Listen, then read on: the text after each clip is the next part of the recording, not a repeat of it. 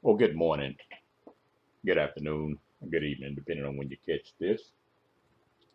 And here we are with another video for you, and hope to get some information to you and just get you to thinking a little bit about some things.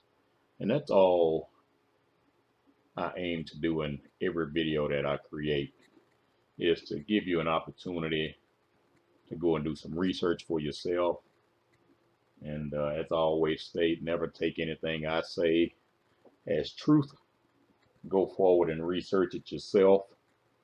And that way, if you find something that's contradictory, you can correct me. I'm big enough to admit when I've made a mistake. And so if you ever find anything that's contradictory and you can back it up, um, I would love to hear from you. But I try to give you my best in sharing information that you're not going to hear from most folks. And, as I stated before, you have people that do a lot of teaching on individual topics. I try to give you a compilation and not trying to spread myself too thin. I just study and research a lot. But after all of these years we've spent as black folks complaining about the Tuskegee Experiment, apparently we still haven't learned anything. We've complained about the government for years and how this United States system treats us as a people. We've complained about this same system and what they did to Henrietta Lacks. We've complained about the government and the AIDS epidemic in the black community. We've complained about the government bringing drugs into the black community. We've complained about the government treating us unfairly when it comes to justice.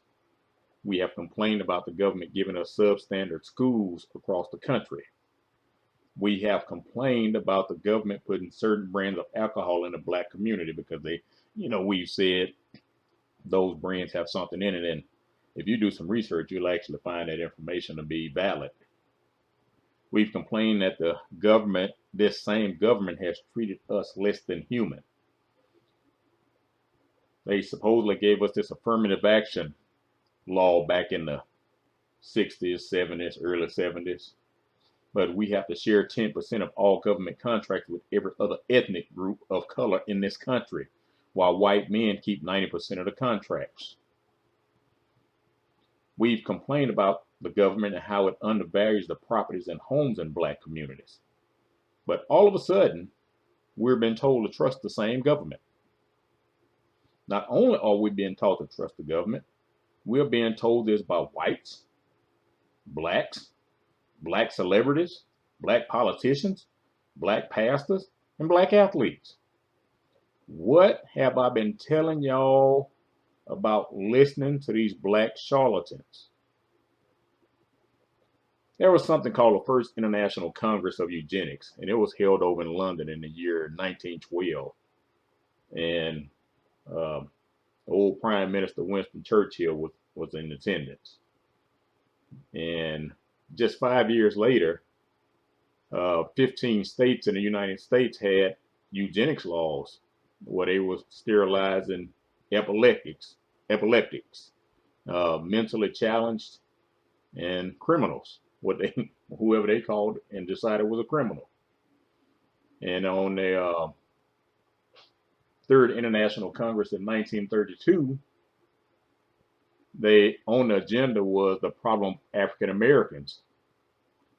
And according to the delegates over there, there was a need from them to sterilize or to cut off bad stock, being y'all black folks. After World War II, John Rockefeller III and John Foster Dulles actually campaigned against the extension of non-white populations. And in the year 1952, they launched something called population control.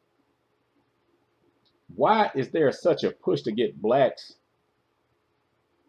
in America to run to the Tuskegee type solution? All we keep hearing is the black community is being discriminated against when it comes to the cocktail. They put black community versus white community and say blacks are suffering because of discrimination and racism. Why aren't we hearing anything about the Hispanic community, the Asian Indian community? Oh yeah, we got what's supposedly going on in India right now, but I guarantee you it's something else doing that. You know, because they did have a gas leak and there was some shots given to the Asian Indian community a few years ago by the foundation. But we're not hearing anything about the Chinese community, the Japanese community, the Korean community, the African community as a whole, not African American, African community. But why is it always black versus white? Y'all ain't figured that out yet? The amazing thing is, they did a poll, and in that poll, now, of course, you know, there's no way you're going to poll all 300 plus million people in the country. So, you know, take it with a grain of salt if you want to. But 25% of blacks said no, they weren't taking a cocktail. 28% of whites said no, they weren't taking a cocktail. 37% of Hispanics said no, they weren't taking a cocktail. So if we as black folks have the smallest number saying no, why are they focusing so much on us getting it?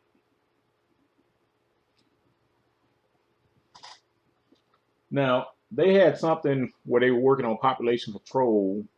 Because I mean, they've been working on it for a long time. 1962, 63, that was a report from Iron Mountain. And I saw that report years ago. And in that report, it was a secret study group that got together to learn how to control population without going to war. And it was to include the total control of contraception via our drinking water, our shower water, our bath water, or through the water treatment system. Uh, you know, my dad worked in wastewater for years. Um, but not only the water, but the essential food, you know, even going all the way down to the baby food. And I don't know if y'all seen a few weeks back that Wisconsin, I think Wisconsin or Wyoming, one of those states start with a W, joined a few other states where they're going to use what they call water cremation. And then they're going to sell the cremated human remains to farms so they can use the cremated remains as fertilizer on the food that we're eating. Now, if you said no to the cocktail, and they said specifically they're cremating people who died after taking the cocktail, so they're going to try to get this into your system one way or the other. So they're going to sell that as fertilizer to the farmers so it can get on all your vegetables, your produce, your fruits and vegetables. People are sick, telling you. William Gates Sr., Billy Gates' daddy, he was actually head of Planned Parenthood at one point. And Junior did a interview in the year 2003 on PBS. Well, with Bill Moyers, who's a PBS correspondent at the time. And he admitted his family's involvement in reproductive issues through the years was extensive. And for the past decade, the foundation has been experimenting with cocktails on a lot of the poor people over in the African countries and the Indian countries.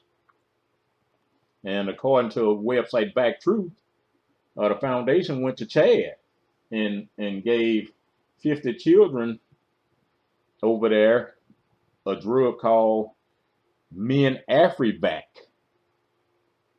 And in less than 24 hours,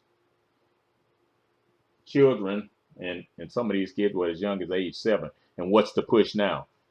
I saw somebody the other day say they were excited that their child, their newborn baby, was going to take the cocktail. Now, they'll allow that from a parent, but if a parent tries to go to fight against their child having gender reassignment surgery, like the dad up in Canada, they actually put him in jail and told him if he ever addressed his daughter as a girl again, they were going to lock him back up. But those children over in Chad, less than 24 hours, developed hallucinations, convulsions, and then some of them got paralyzed. Well, I think all of them got paralyzed, matter of fact. But I don't want you tripping too much on the white folks. I mean, get mad at them, but get mad at some black folks too. Because eugenics was actually desired by many blacks in the early 20th century, even before then, especially those who were considered Negro intellectuals. And y'all got to be careful with these Negro intellectuals. And in a 1925 essay, E. Franklin Frazier, wrote a lot of stuff. But he said eugenics among black folks was a necessity. Hubert Harrison, another black guy, said that black leadership needed to be more colored since whites seemed to pick mixed race blacks who had some white blood in them. And I mean, it probably go right over y'all head, but why do you think Colin Kaepernick became the mouthpiece for injustice? And Colin Kaepernick don't have two black parents. Why do you think Barack Obama was promoted? Because Barack Obama doesn't have two black parents. Why is Shaun King the spokesperson for the black race? But the so-called black leadership have always felt that they should decide who in the race should be allowed to represent the race. And just as back then, we're dealing with the same thing today. Black elites are encouraging blacks to do things not in their best interest. Chandler Owen, some of you may have heard that name before, but Chandler Owen's not living today. But he wrote in something called Women and Children of the South back in the year 1919. And he said that only what they considered fit blacks should be the ones that have children, and the unfit needed to utilize whatever methods were necessary to keep from having babies. I know a lot of y'all love W.E.B. Du Bois, and I've quoted some things he said in a positive light, but overall, W.E.B. Du Bois didn't like the rest of you Negroes. He was a pure eugenicist. But W.E.B. Du Bois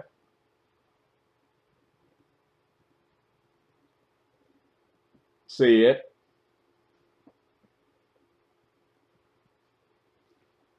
in the year 1920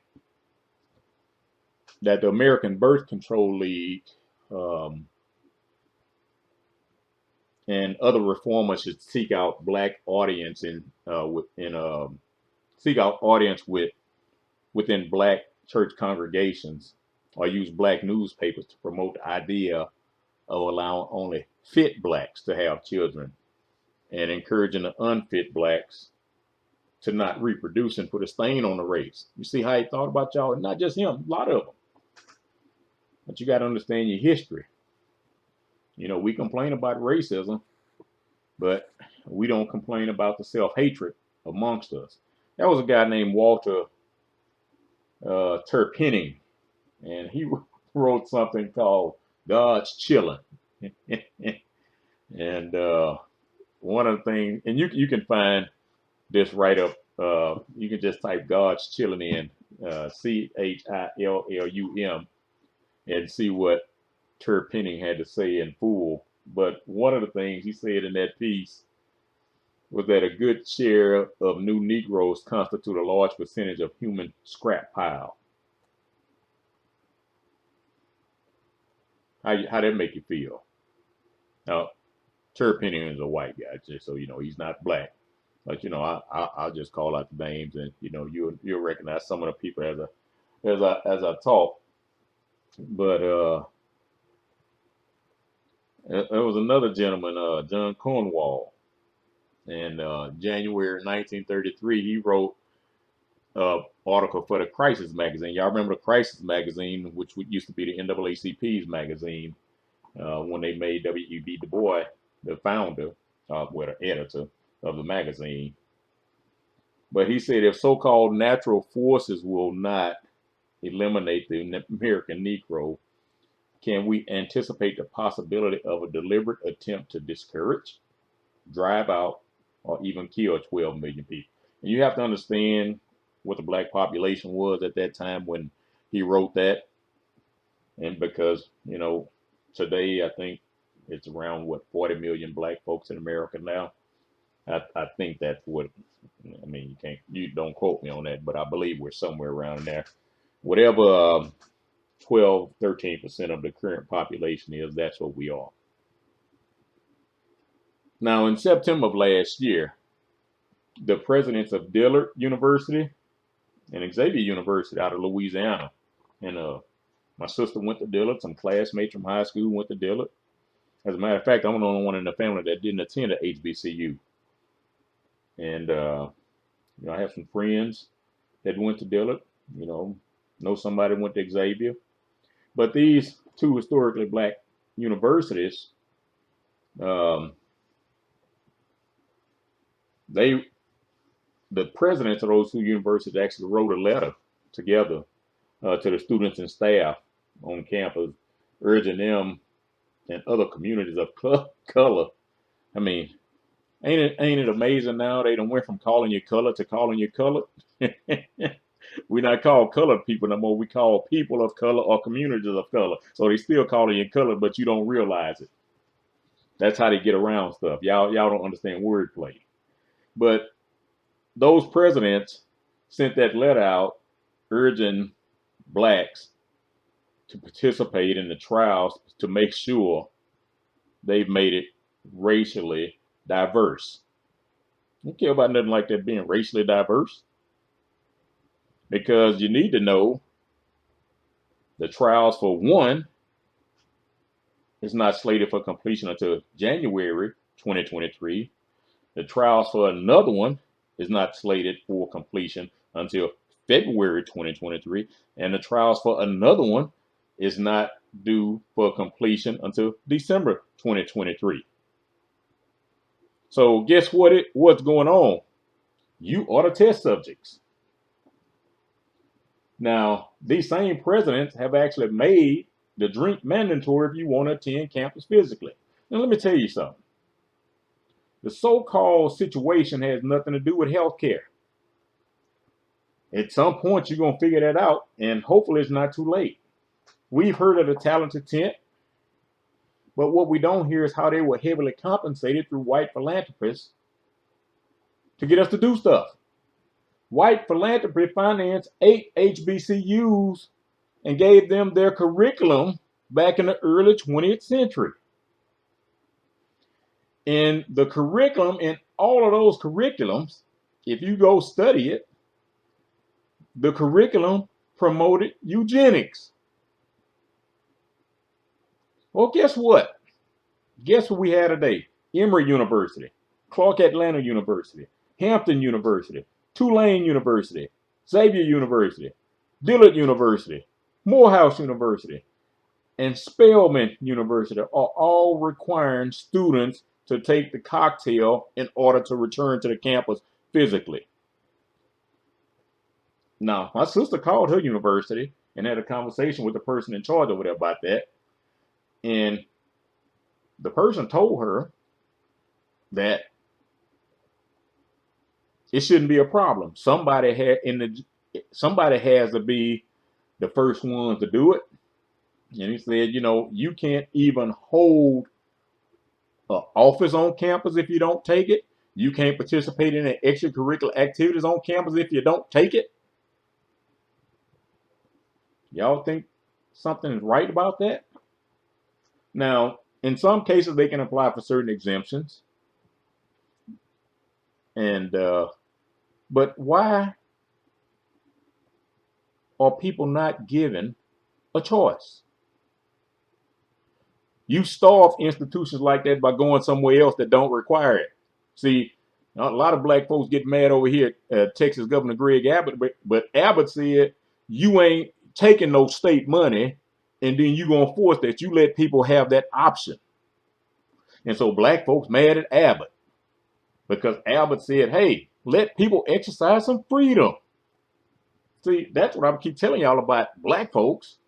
We love our bondage. We love being slaves. I remember hearing Miles Monroe say years ago, and Miles Monroe passed. He died in a plane crash a few years back. I think it's about 7 years ago. But Miles Monroe said, we hate the oppressor, but we love our oppression. And we keep seeing this every time we talk to black folks who don't understand freedom. But many of the white philanthropists who were giving money to HBCUs back then, who were right along with the eugenics movement, actually targeted black schools where the donated monies could be used to breed out the supposedly worst elements of the Negro society. You see, I'm getting ready to mention some names, and some of them are people you love. These people are what I would call today's black eugenicists, who think by weeding you out, they're going to draw closer to their white handlers. And make no mistake about it, I didn't mention it, but the goal was back then, just as it is today, to not only get rid of the poor blacks, but also the middle class blacks. Now, NBA Hall of Famers Bill Russell and Magic Johnson, encouraging it. Singer John Legend, encouraging it. Movie producer Spike Lee, encouraging it. He even got a commercial. John Legend's got a commercial. The U.S. Surgeon General Jerome Adams, encouraging it. Kareem Abdul-Jabbar, encouraging. Samuel L. Jackson, encouraging. Al Roker, Tyler Perry, CNN correspondent Stephanie Elam, Thandi Newton, the entire Congressional Black Caucus. They've been useless since they formed themselves. T.D. Jakes, Houston Mayor Sylvester Turner down here where I am. Dr. John Hobbs, who's a black physician and associate pastor. I'm going to read you something he said. I got the V, and you need to get the V as well, because it's going to save your life. It's going to keep grandmama safe. And that's who we worry about, grandmama and grandpapa, and potentially even parents. 60, no, I'm done with Dr. John, but I'm back to my commentary now. 60 members of the National Academy of Medicine, black members that is, urging blacks to get the V. Vice President Kamala Harris said to get it. The mere fact that she said it along with Barack and Michelle Obama is enough for a lot of you to run out and get it. Barack even got Shaq and Charles Barkley to team up with him to promote it. There's a lady I follow here on YouTube, and she showed a video of a black woman in some type of leadership position, I guess, supposedly getting the V. Now, if I remember, I'm going to put a link to that video in the description box so you can see it for yourself. She zoomed in to the administration of the V, and the syringe case was empty. Empty. The plunger was already at the end of the syringe, and they acted like she had taken the V. Now, these folks, especially black folks, encouraging us to do this are not taking this stuff. Texas health officials took out $1.5 million ad campaign to target black people to get the V.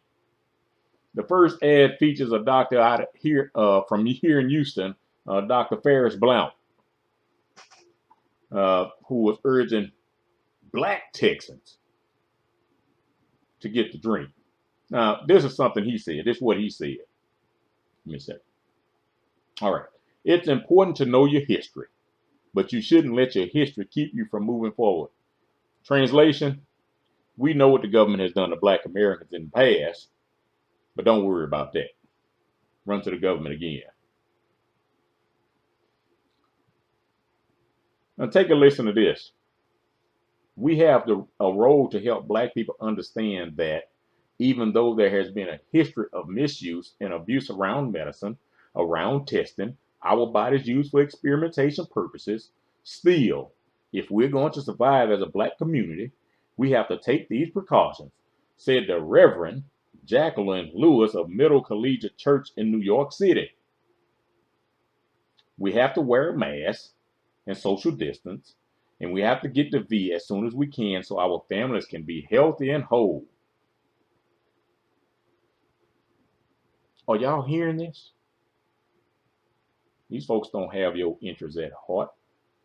These folks getting paid. Some government agencies like the CDC and the Prevention and National Institute of Health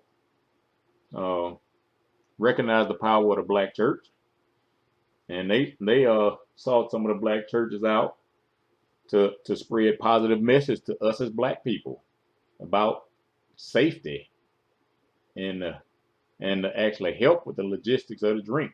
Translation: we're gonna give you some money to promote this for us.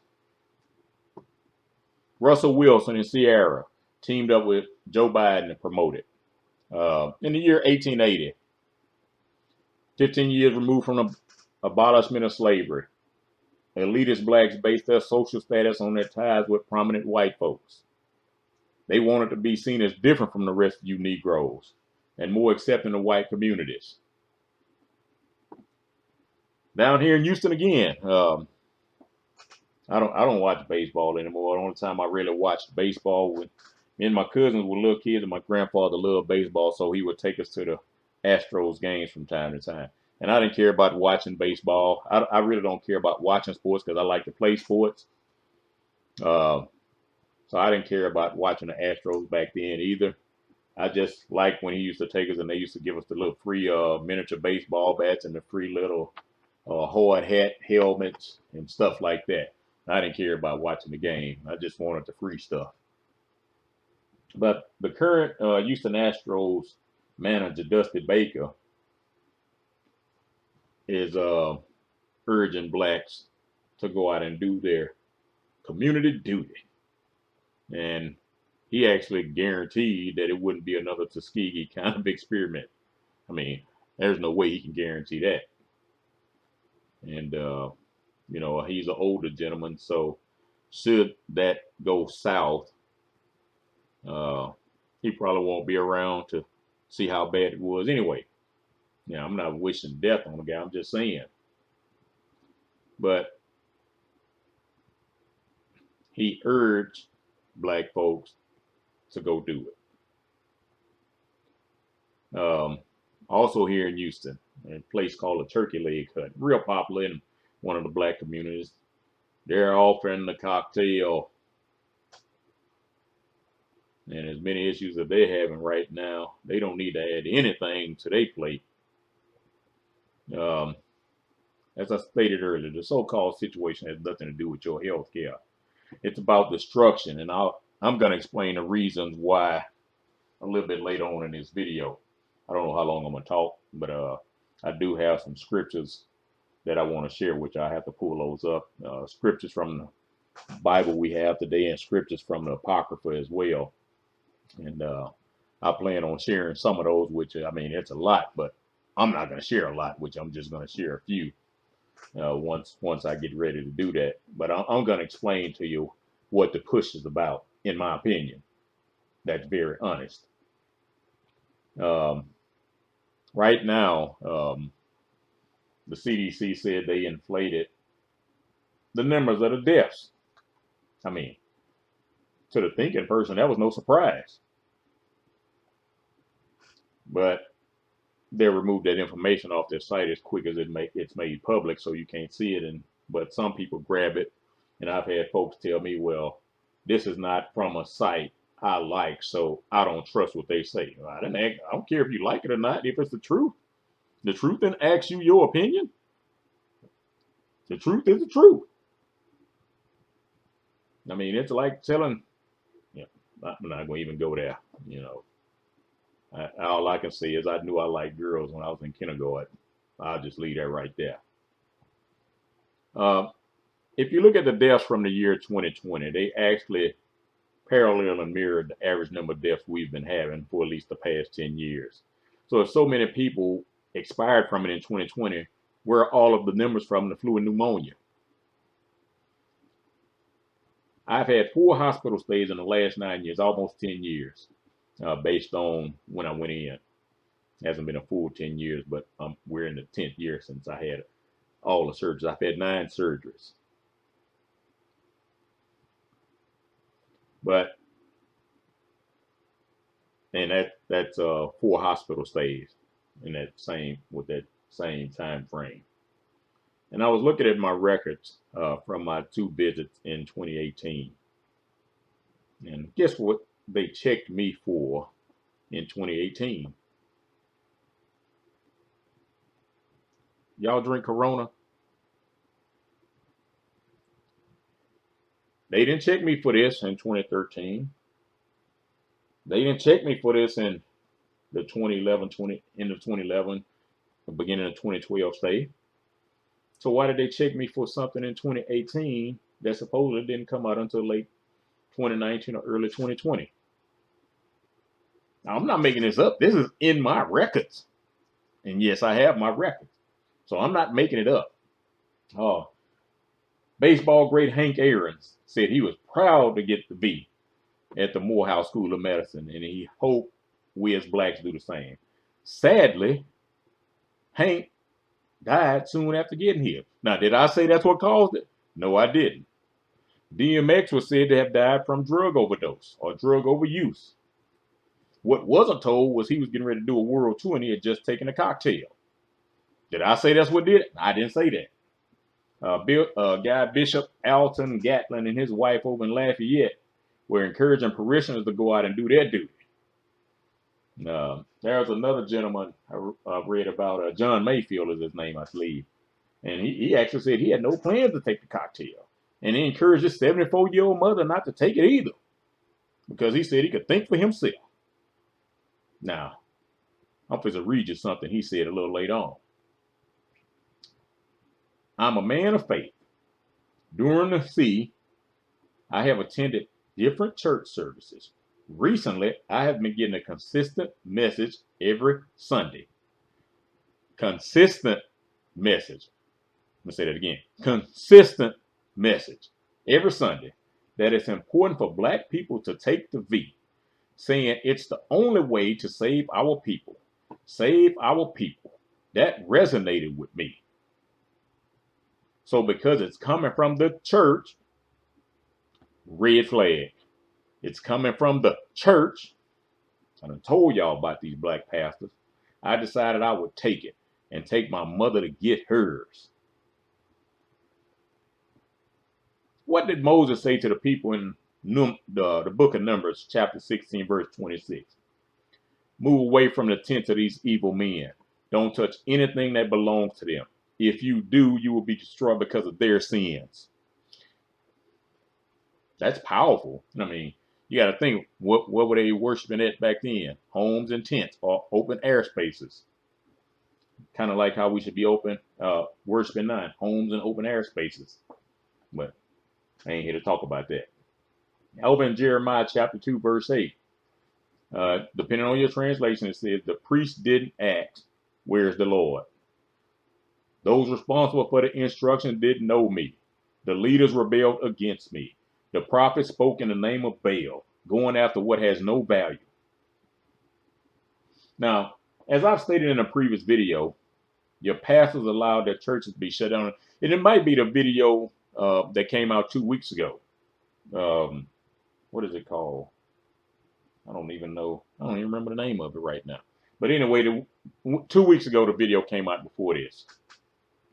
But your pastors allowed their churches to be shut down for worship, but these same pastors opened up the door so the cocktail could be given to the same people they blocked from coming to hear God's word. Chew on that for a minute. You can't come here to worship, but you can come here to take the government solution. I told you the government then became black people's God. But y'all don't listen to me. Jeremiah 51:45 says to come out of her, my people. Over in Acts chapter 2, verse 40, this is what Peter the Rock says. Save yourselves from the punishment coming on this wicked people. These people wicked. Y'all might not want to believe it just because they put on a robe and get up there and buck dance and holler and sweat and say a whole lot of nothing, or they went to seminary. Y'all love them and tell you should be tithing, which ain't even biblical. I'm not here to do all that, but sometimes I get kind of riled up when I start talking about certain things and then stuff just pop in my head, and I just start talking, go off on tangents. But let me reel myself back in. But have you ever noticed that most of your pastors stay away from the book of Revelation? That's for a reason. Revelation 18:4 says, come out of her, my people, so that you will not share in her sins or contract any of her plagues. Deuteronomy 32:5 says this, his people have acted corruptly toward him. The spot on them is not that of his children, but of a perverse and crooked generation. I mean, what y'all say? God spitting. Isaiah 52:11 says, depart, depart, go out from there, touch no unclean thing, come out from it, purify yourself. How you gonna purify yourself if you keep injecting poison in it? Purify yourselves who carry the vessels of the Lord. 2 Corinthians chapter 6:17 says, so come away from those people and separate yourselves from them, says the Lord. Don't touch anything that is not clean, and I will accept you. But what are your pastors telling you? What are your black celebrities telling you? What are your black politicians telling you? What are your family members telling you? What are your friends telling you? What are your co-workers telling you?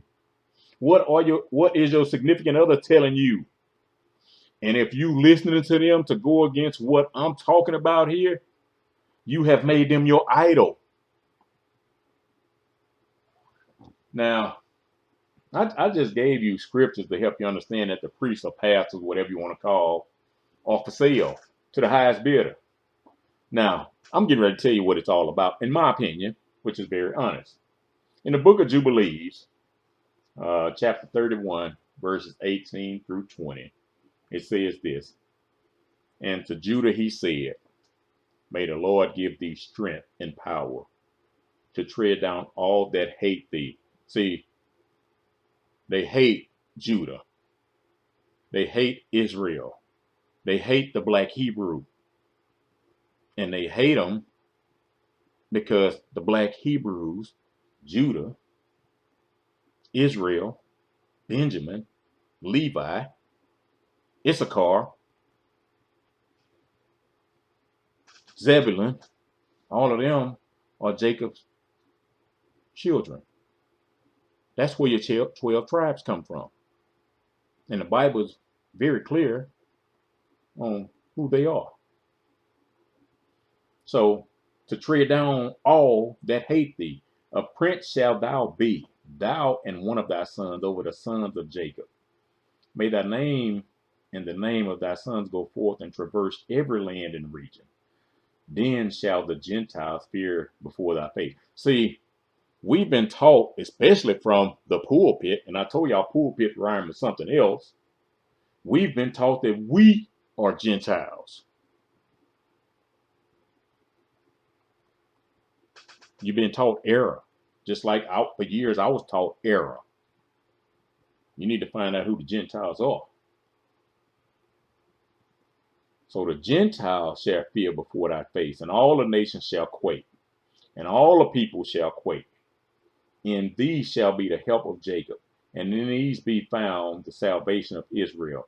And when thou sittest on the throne of honor of thy righteousness, there shall be great peace for all the seed of the sons of beloved.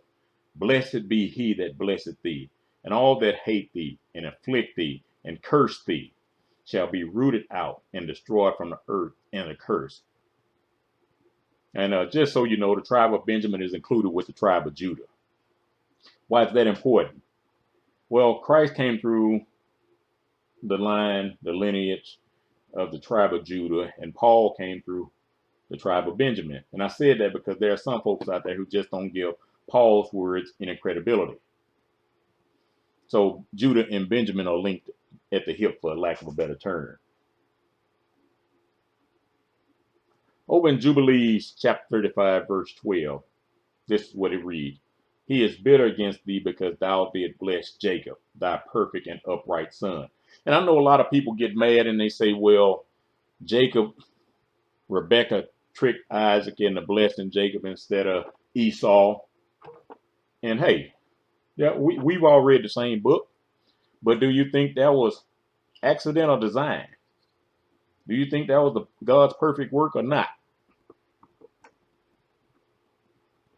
But before Isaac died, see, this was never taught in the Bible, as far as I can remember, and I've never really found it. It might escape me right now, but I did catch this in the Apocrypha. And before Isaac had died, he had a talk with Esau and Jacob. And he told him, either of you devises evil against his brother, know that going forward, everyone that devises evil against his brother shall fall into his hand. And they shall be rooted out from the land of the living, and the seed shall be destroyed from under heaven. That's Jubilees 36 and 9. You see, the reason these other books were removed is because they give a lot more insight into what we're dealing with right today. Esau's sons were angry at their grandfather Isaac because he blessed Jacob and not Esau. Because Esau told his sons that he sold his birthright to Jacob. So from that time forward, they have been working to destroy the seed of Jacob. And, you know, when you get a chance, go and read and see that where Esau's sons had plotted to go with their armies and destroy Jacob and all his armies. And Esau told them, hold up. Y'all might not want to mess with Jacob. And, you know, get over there in them apocryphal books and see what happened after that. In the book of Baruch, chapter 4, verse 31 to 34, it says this: disaster will come to all who have ill-treated you and gloated over your fall. Disaster will come to the cities where your children were slaves. Disaster to whichever one received your children. For just as she rejoiced at your fall and was happy to see your ruin, so will she grieve over her own desolation. I shall deprive her of the joy of a populous city, and her insolence will turn to mourning. See, this is what they're afraid of. This is why they moved them apocryphal books from the Bible. Because I'm gonna get to some regular scripture out the regular Bible and show you that it was there too. It's still there. But they know what their fate is in the end. So they're trying to destroy as many of us as they can, because there's no way they're going to repent for what their ancestors did. And we say we're not our ancestors. And I mean, when we become new creatures, we become new creatures. But a lot of people are still their parents' people. They still a parents' DNA. They're still a parents' thought process. Although they might manifest it differently in public. In private, they still manifest it. In the book of Obadiah, chapter 1, verse 8, it says, shall I not in that day, said the Lord, even destroy the wise men of Edom? Edom is Esau, and understanding out of the mount of Esau. God said He's going to destroy them. That's why they're trying to destroy you. Because they ain't going to repent. And see, in my opinion, I think that's the only reason God is delaying right now. And I mean, He's not delaying in His terms. He's delaying in, you know, our earthly mindset, because He's trying to give a few more of them opportunity to repent. In the book of Baruch, chapter 2, verse 34, This is what it reads. I'll bring them back to the land that I promised a solemn pledge to their ancestors, to Abraham, Isaac, and Jacob, and they will rule it. And I'll repopulate the land, and they will never decrease. See, we've been taught that it was restored, the people were restored back to the land in 1948. Well, that's a lie straight from the pits of hell. God said he was going to restore it. Our pastors told us Harry Truman restored it. What did I tell you? Government is the church God. Then when Donald Trump sat there and made Jerusalem the capital, then I saw even black pastors saying, look what Donald Trump did. God said he was going to restore it. So black pastors, other pastors said, look what Donald Trump did. Once again, government is the church God. In the book of Ezekiel, chapter 20, verse 34, says, I will bring you out from the peoples. What did I say earlier when God said, come out of her? See, he knew we hard-headed. He told us that in Judges. He told us that in Deuteronomy. He knew we were hard-headed. He told us, come out of her. But he's saying here, because I know you stayed among them, I'm going to go ahead and bring you out from among them. And I will gather you out of the countries wherein ye are scattered, with a mighty hand, and with an outstretched arm, and with wrath poured out. See, God said he coming back and gather. See, we've been taught that the tribes are dead, and I've told you before, the tribes can't be dead because the tribes still live through your DNA. Because if that's the case, that means your grandparents, your great-grandparents, your great-great-grandparents never existed, according to the logic that we hear from pulpits today.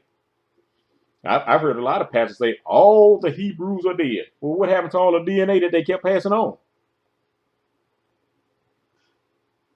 And so they tell us the tribes don't exist no more, or they're lost.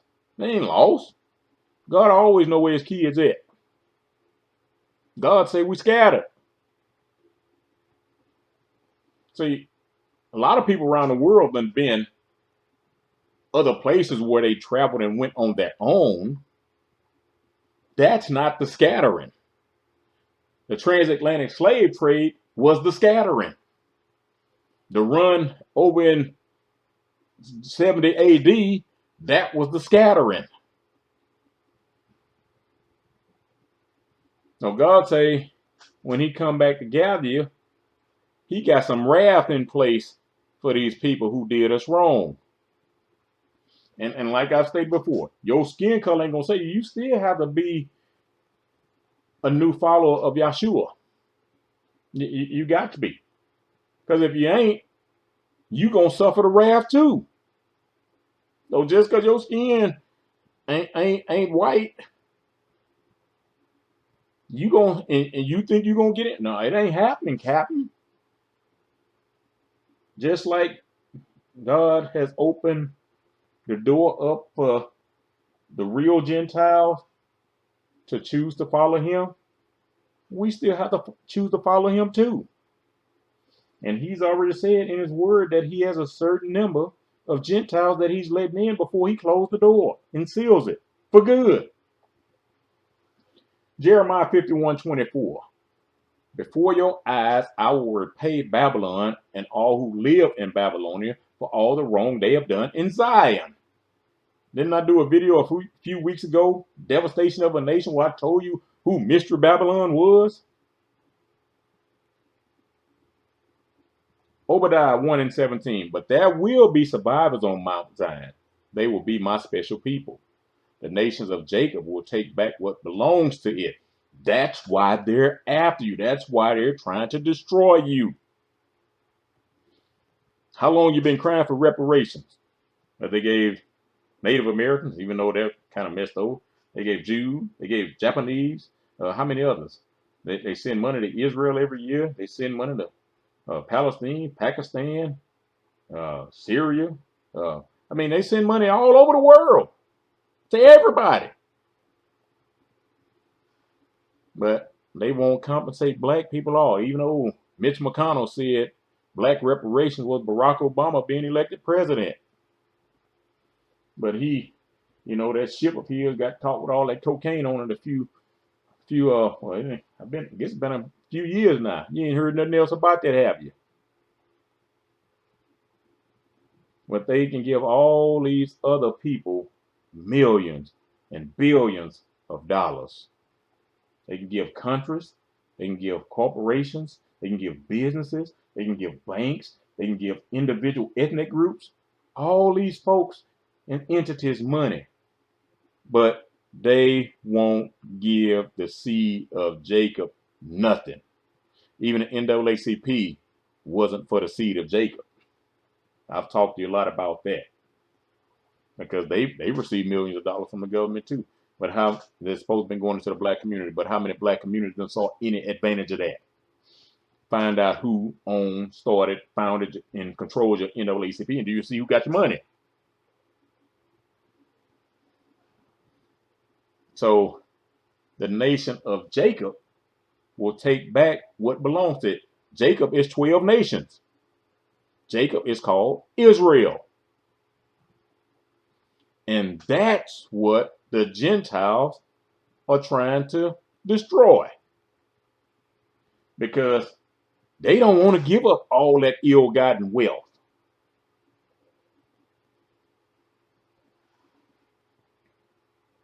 Obadiah, next verse, chapter 1, verse 18. The family of Jacob will be like a fire. The nation of Joseph will be like a flame, but the nation of Esau will be like ashes. The people of Judah will burn Edom, and they will destroy it. Then there will be no more survivors in the nation of Esau. And I've told you, just as you had some Egyptians leave out of Egypt when those Israelites left Pharaoh, and Pharaoh was never a person, Pharaoh was a system. You need to study that because there were multiple pharaohs. Because Pharaoh is a system, it wasn't a person. Pharaoh actually means government. So just like you had those Egyptians leave with the Israelites when they left Egypt, you're going to have some descendants out of Esau, out of the Gentile nations that are going to choose to follow Yeshua, regardless of what he looks like when he returns. Because their belief has been like black people believe all along. We were going to worship him regardless of what his color was. But a lot of these Gentiles ain't going to do that. And we know by now, Gentile nations as a whole are not going to repent and apologize and ask for forgiveness. But God is still leaving it over for individuals to have that opportunity. You need to take advantage of it. In the book of Wisdom, chapter 3, verses 10 through 12, it says, the ungodly will get what their evil thinking deserves. They had no regard for the one who did what was right, and instead they rose up against the Lord. Those who have contempt for wisdom and instruction will be miserable. And I mean, we ain't even got to talk about what's going on in the world right now. We can see that with family members and close friends that have contempt for wisdom and instruction and knowledge, and they live miserable lives because they choose to remain stuck. People like this have no hope, according to wisdom. Their work won't amount to anything. Their actions will be worthless. They will marry foolish people. Their children will be wicked. Their whole family line will be cursed. I mean, that's some powerful stuff, in my opinion. In the book of 2nd Esdras, chapter 15, verse 21, it says this, as they have done to my chosen ones, even to this very day, so will I do to them. They will suffer full payback. Nah, that just said they still doing it to this very day.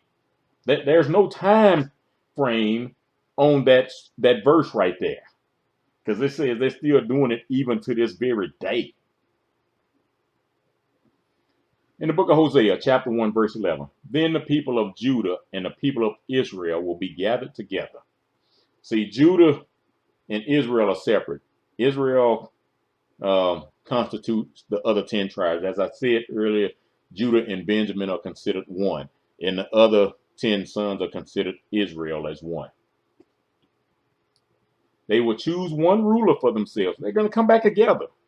They're going to reunite as a family again. All the cousins are going to get back together. Cousins, aunts, uncles, nephews, all that stuff getting back together. Sisters and brothers. They will choose one ruler for themselves, and the nation will be too large for the land. See, that's why all of these mechanisms in place to get rid of us have failed. Because you had Pharaoh tell them to kill all of the Hebrew male babies. You had Herod told them to kill all of the male Hebrew babies. You had Margaret Sanger tell them kill all of the black Hebrew babies. Yet Roe versus Wade said, let's give them the opportunity to do our job for us. That was 1973. In 1985, South African President P.W. Botha said, let's get rid of all black babies. And our black women are the biggest defenders of abortion in this country. Not understanding, and all that other eugenicist stuff I told you about, and I did another video, colorism, caste, and caste. You might want to go listen to that where I talk a little bit more about eugenics. That all those programs are eugenics programs. And we ain't realized it yet. They're trying to destroy you, but the Bible said they can't. Because if you go and look over there, when they were in Egypt, it said the more they oppressed them, the more they multiplied.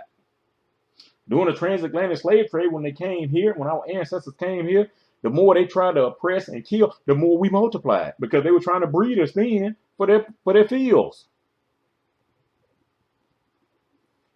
In Genesis 49:10, it said, the scepter shall not depart from Judah. So if the scepter ain't going to depart, where is it? Nor a lawgiver from between his feet until Shiloh come, and unto him shall the gathering of the people be. In the book of Isaiah, chapter 42:22, it says, but look at his people. Others have defeated them and have stolen from them. The young men are afraid. They are locked in prison.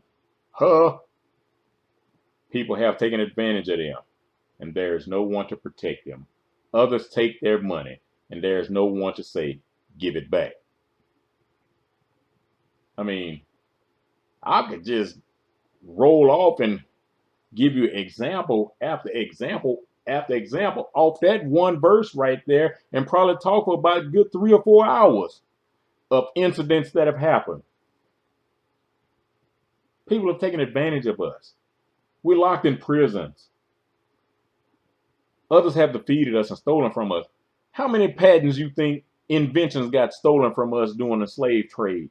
Because we couldn't apply for patents because we were not considered property by the slave owners. We were considered property by the slave owners. And they were stealing our ideas and profiting on it. I mean, y'all saw the article a few years ago where, was it Jack Daniels or something, was developed and created by a black slave, but Jack Daniels is owned by white folks. And they've been profiting greatly off that for years. They stole it. They stole it. That's why they don't want us to read the 4 books of Maccabees. Because Maccabees tell you how powerful Judah and Israel truly are.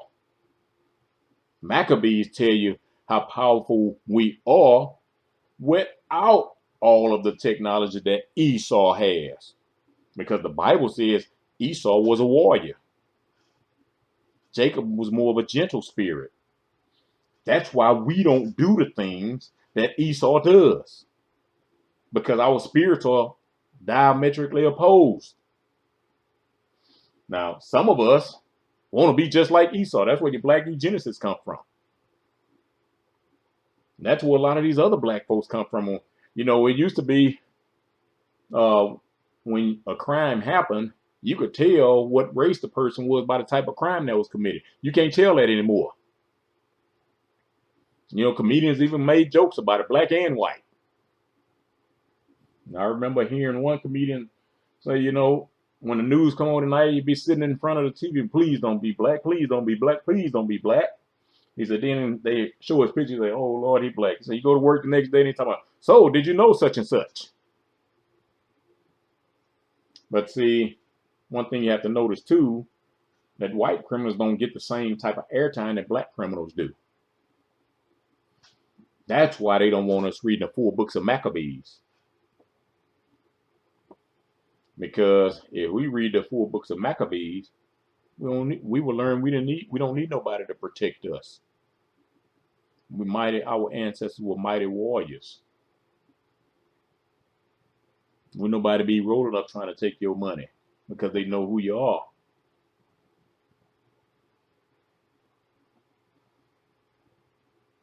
I mean, there are a lot more verses like those I've just read.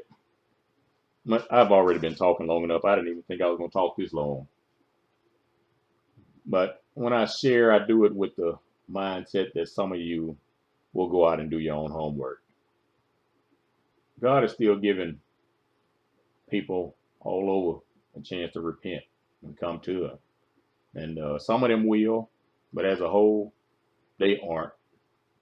Nations are not going to repent for anything, but He's giving individuals whose family did some dirty deeds the opportunity before He comes back to judge. And I mean, I know there are a lot of people who say that the Old Testament is not valid anymore. Well, if that's the case, why do we still have the Old Testament? I know some things are not allowed anymore. You're not supposed to have several wives and concubines. And just so you know, concubines are not just side pieces. They were actually wives too, but they just didn't have any protections or guarantees from the husband, but they were wives too. And so, you know, it's just certain things that we just don't do anymore. And I mean, it's right that we don't do them anymore. I mean, I've even heard pastors say, you know, you in the Old Testament, you took care of Levitical priesthood. Well, there's no such thing as a Levitical priesthood anymore. And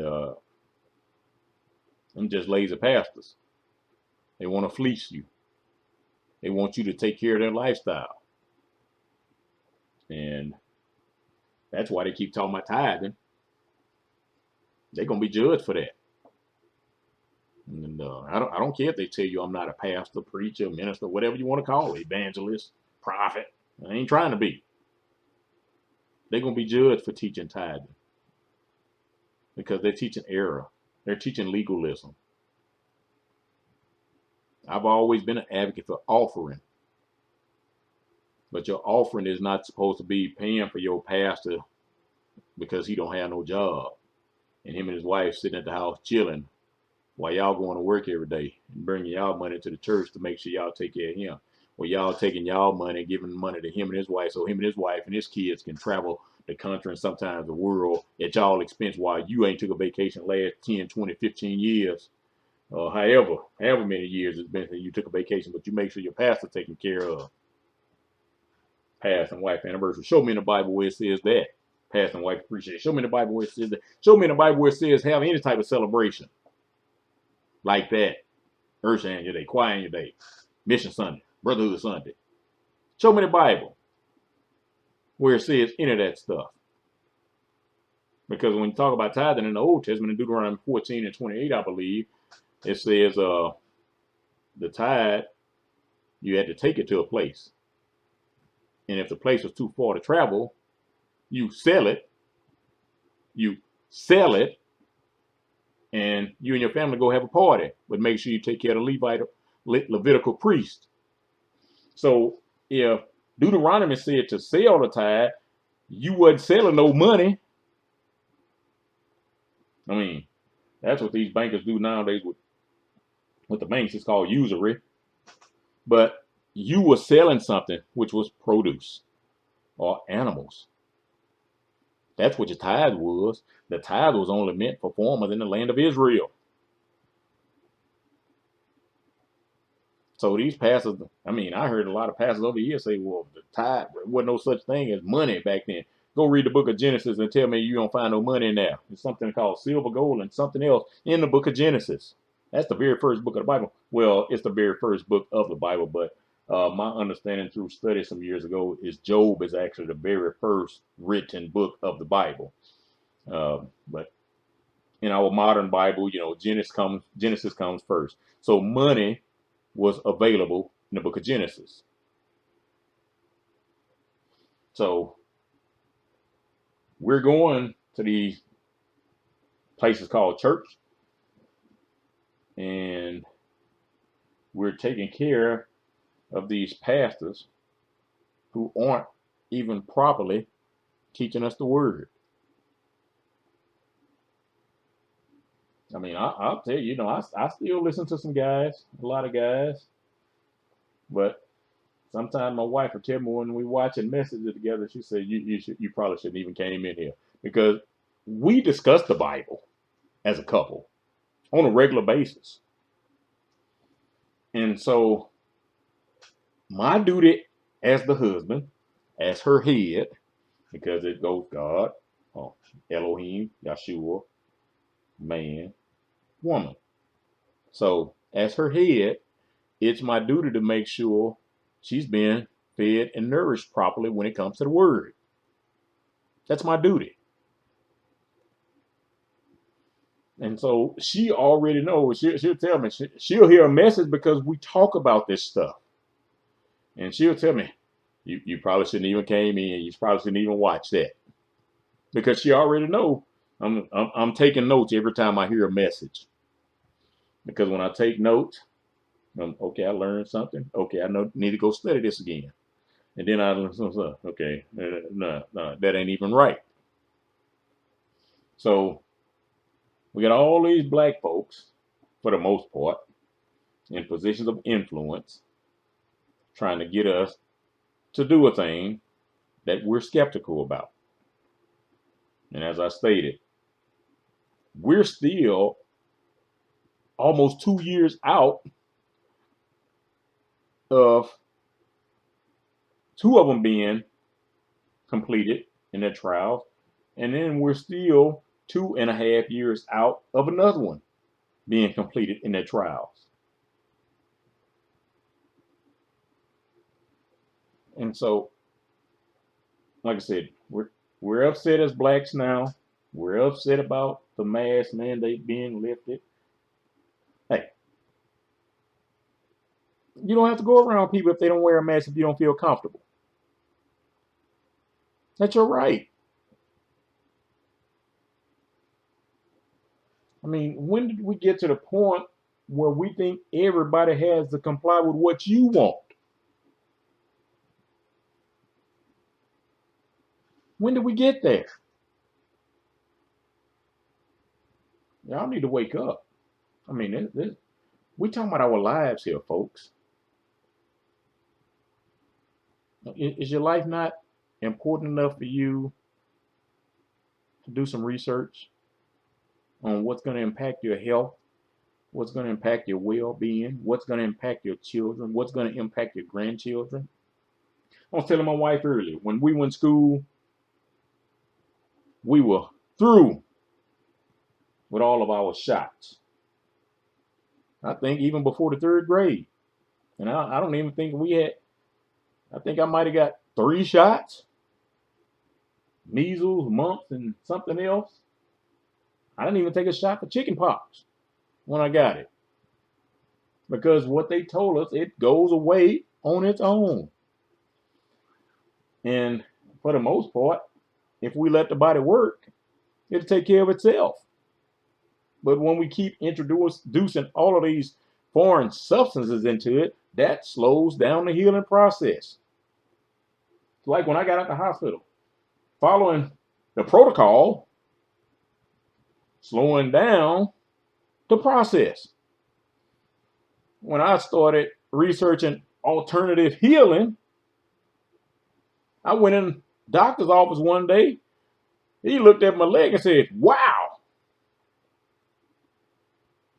Because he knew I wasn't following the protocol no more.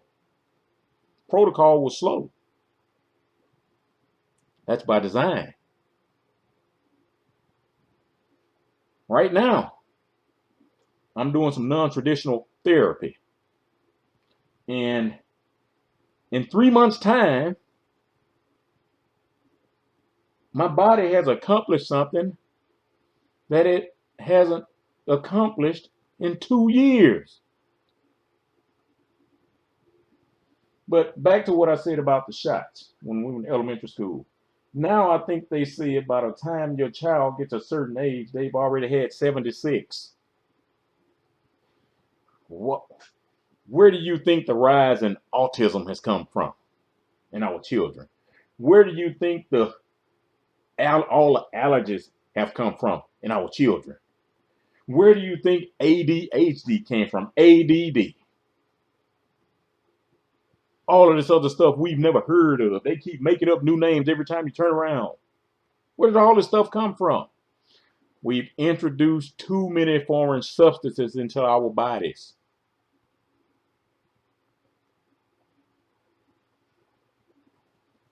I've probably taken every antibiotic that's on the market at this point.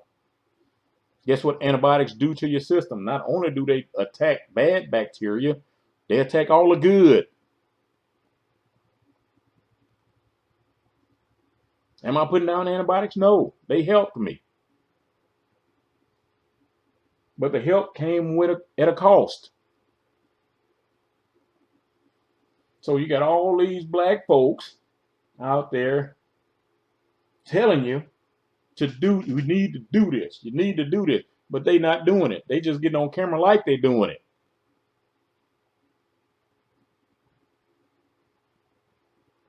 I mean, what kind of society do we live in as a people? It's sickening. It's saddening. It's wicked. It's evil.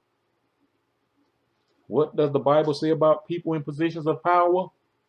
They will be judged more harshly if they're knowingly misleading people. But see, the lure and attraction of what they have on this side is more promising than what they don't know is coming on the other side.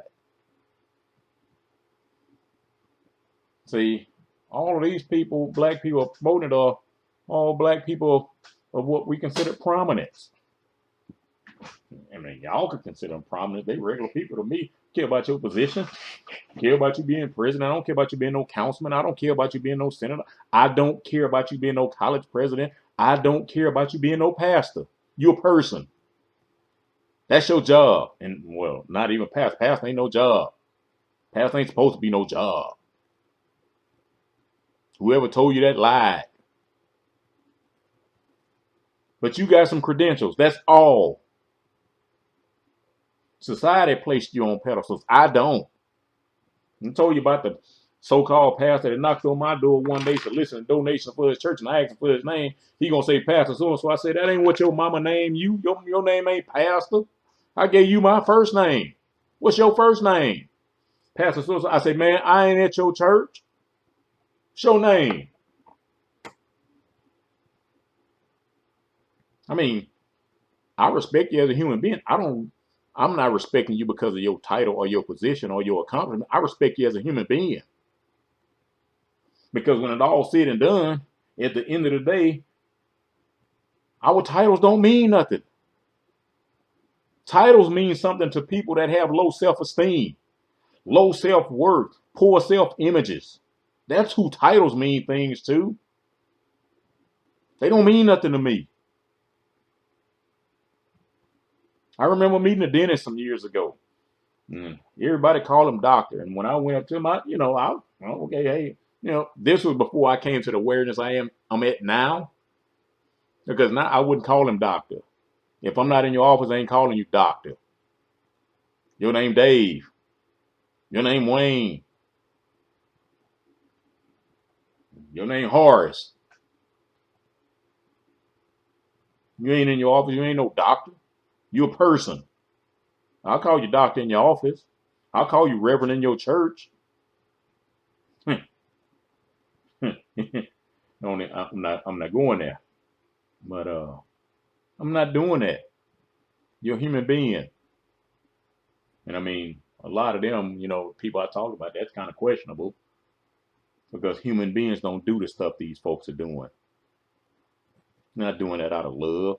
They're doing it out of lust for money. They're doing that out of loyalty to the system and not you. That's what you need to understand. These folks are wicked. They're allowing themselves to be used as tools. And when you get through with a tool, when a tool has no more use for it, you get rid of the tool.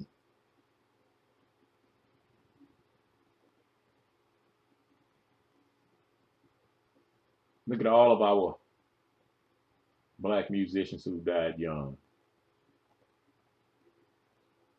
for whatever reason. But stop listening to these folks. Y'all don't want to listen to somebody like me who's trying to open your eyes. But your fascination with celebrity gonna kill you or get you killed. And I'm not talking about, you know, somebody on the street. I'm talking about a slow death because you're listening to the wrong people. These people are loyal to the system, not you. I don't know how many times I have to tell you these people are loyal to their handlers, not you. I don't care if they share the same skin color as you. Zora Neale Hurston said something years ago. She said, all my skin folk ain't my kin folk.